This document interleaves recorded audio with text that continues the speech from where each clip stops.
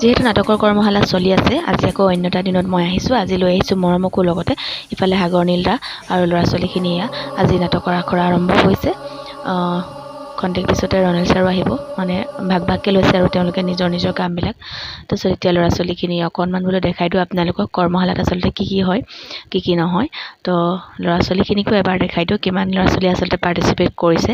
50ৰ ওপৰত আছে ইয়াতে। এতিয়া আমি বাহিৰত অভিভাৱিকাসকল বহি আছোঁ। মই বাৰু অভিভাৱিকা নহয়, কাৰণ মৰমক দিব পৰা নাই, কাৰণ তাইৰ 5 বছৰহে হৈছে। 7 বছৰৰ পৰা কৰ্মশালাৰ বয়স নিৰ্ধাৰিত কৰি দিয়া আছে। ইফালে গাৰ্জেনৰ লগত আমাৰ মৰমৰ খেলা ধূলা, আৰু 5টা বজাত কৰ্মশালা শেষ হ'ব। আৰু এতিয়া যে দেখিছে এইবোৰ যোগাসনৰ ল'ৰা ছোৱালী। 5টা বজাত নাটকৰ কৰ্মশালা শেষ কৰি আকৌ ইহঁতে যোগাসনৰ কাৰণে সেই একেটা ৰুমতে সোমাব লাগিব।